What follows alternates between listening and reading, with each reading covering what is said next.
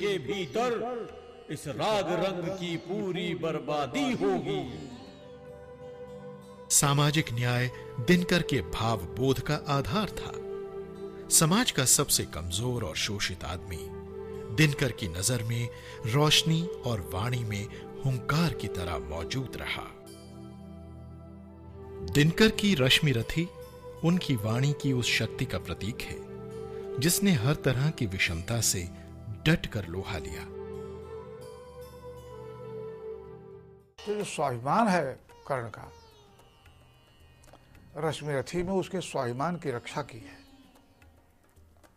सबसे महत्वपूर्ण है कि कर्ण सूतपुत्र होते हुए भी यह वरेण्य है,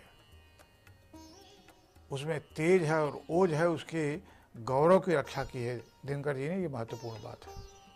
और एक सवर्ण होते हुए अवर्ण के स्वाभिमान की रक्षा की है।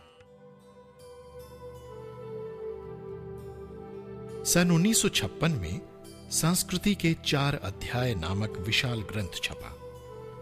दुनिया ने देखा कि अंधेरे के विरुद्ध हुंकार भरने वाला कवि भारतीय सामासिक संस्कृति के इतिहास का विशद विवेचन भी कर सकता है। इस संस्कृति के 4 अध्याय में दिनकर कहना यह चाहते हैं कि यह जो जिस संस्कृति को हम बहुत शुद्ध रूप में प्रस्तुत करते हैं, इस संस्कृति का विश्लेषण होना चाहिए, क्योंकि ये बहुत ही इसकी लंबी यात्रा रही है और ये बहुत सारे मिलावटों के बीच से होकर संस्कृत की धारा बहती है। संस्कृत पर बहुत गहरा चिंतन दिनकर का संस्कृत के 4 अध्याय में हुआ है। तो इसमें खास तौर से दिनकर जी की ध्वनि यह है कि संस्कृत में सहिष्णुता होनी चाहिए।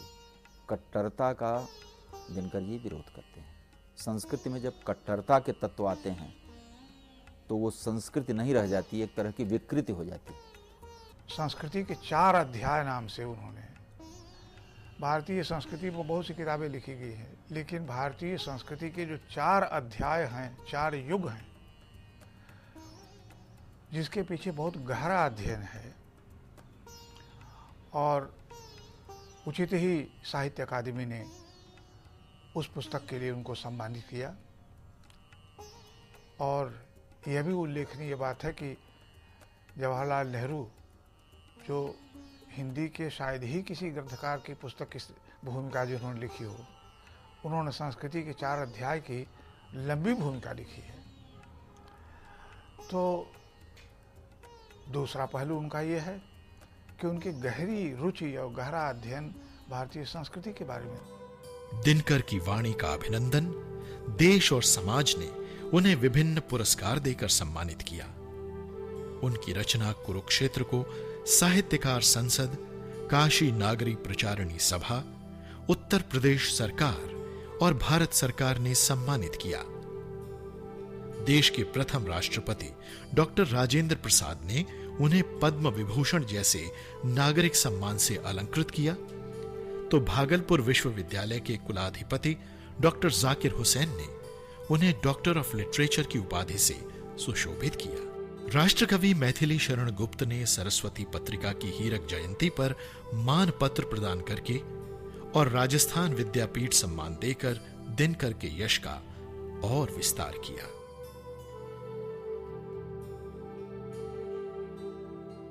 उर्वशी दिनकर की महत्वपूर्ण साहित्यिक कृति, जिसके लिए उन्हें साहित्य के सर्वोच्च पुरस्कार भारतीय ज्ञानपीठ पुरस्कार से सम्मानित किया गया।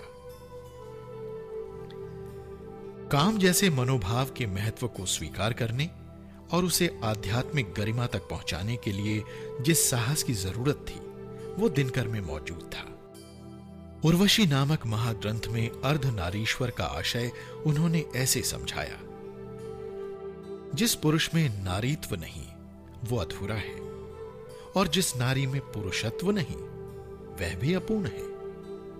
दरअसल दिनकर के व्यक्तित्व में पौरुष की हुंकार थी, तो स्त्रीत्व का प्रेम भी। दिनकर जी के संदर्भ में सबसे बड़ी बात तो यह है कि उन्होंने कविता की सार्वजनिकता की पुनर्प्रतिष्ठा की। दूसरी बात दिनकर से सीखने की ये है कि किसी एक शैली या किसी एक दृष्टि पर जड़े रहना या पड़े रहना कविता के लिए ज़रूरी नहीं है, घातक भी हो सकता है। तीसरी बात ये कि परंपरा से भी ऐसा बहुत कुछ लिया जा सकता है जिसके माध्यम से आप आज की हालत, आज की समस्याओं, आज के सरोकारों पर बात कर सकें। इकबाल की तरह पाठकों के रुधिर में आग की तरंगें वे लगातार उठाते रहे थे। रविंद्रनाथ ठाकुर जैसा काव्य सौंदर्य उर्वशी की शक्ल में पहली बार सामने आया था। उर्वशी लिखकर दिनकर ने यह साबित कर दिया कि वो हथौड़े से ही नहीं, छेनी और टांकी से भी काम लेना खूब जानते हैं। यह बात और है कि उस छेनी और टांकी की बारीकी में भी हथौड़े से कम शक्ति नहीं थी। दिनकर के हथौड़े की धार सब जानते हैं, पर कम लोग जानते हैं कि उनके हृदय में फूलों से भी सुकुमार कवि का निवास शुरू से ही था। सन 1962 में चीन ने भारत पर हमला किया और परशुराम की प्रतीक्षा के माध्यम से दिनकर का पौरुष एक बार फिर हुंकार उठा। राज्यसभा से सांसद के रूप में कार्यकाल समाप्त होने के बाद 1964 में दिनकर भागलपुर विश्वविद्यालय के कुलपति बने, लेकिन अपने स्वभाव के मुताबिक उन्होंने वहां के जातिवादी जमावड़े की उंगलियों पर नाचने से इनकार करते हुए इस्तीफा दे दिया। बाद में भारत सरकार ने उन्हें हिंदी सलाहकार के महत्वपूर्ण पद पर नियुक्त किया। दिनकर को तब दुख के अंधकार का सामना करना पड़ा जब उनके बड़े बेटे राम सेवक सिंह का देहांत हो गया। दिनकर गहरे सदमे में थे, लेकिन हारे नहीं थे। विपरीत पारिवारिक परिस्थितियों में भी उन्होंने अपनी जिम्मेदारियों को पूरा किया। कुरुक्षेत्र और उर्वशी की रचना मेरी असली उपलब्धि नहीं है। मेरी वास्तविक उपलब्धि यह है कि परिवार के शकट को हाफ हाफ कर खींचते हुए मैंने 9 लड़कियों के ब्याह रचवाए हैं। पारिवारिक दायित्वों को निभाने और समाज को दिशा दिखाने के जिस कर्म पथ पर दिनकर चल रहे थे वो कठिन था। अपनी 66 वर्षों की लंबी यात्रा के बाद दिनकर अस्त होने को था।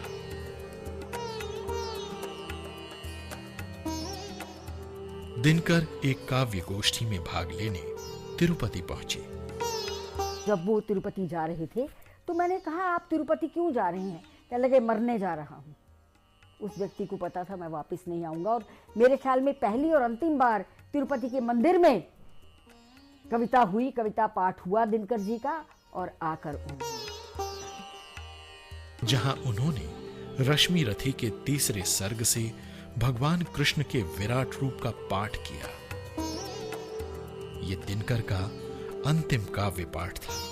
तिरुपति में 24 अप्रैल 1974 की रात दिनकर को दिल का दौरा पड़ा और वे भगवान के विराट रूप में समा गए। समय स्तब्ध रह गया, लेकिन उसकी खामोशी में दिनकर गूंज रहे थे। धन्यवाद, मैं सचमुच नहीं मरूंगा।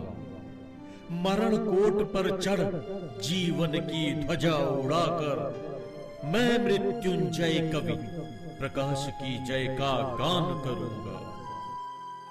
दिनकर का पार्थिव शरीर पूरे राजकीय सम्मान के साथ पटना के बांस घाट पर पंच तत्वों में विलीन हो गया।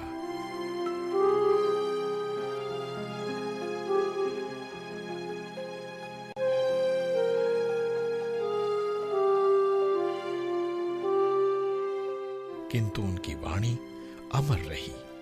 जिसका प्रकाश भविष्य को आलोकित करता हो, उसका अंत कैसे हो सकता है? मौत दिनकर को मार नहीं सकती, क्योंकि दिनकर कभी अस्त नहीं होता।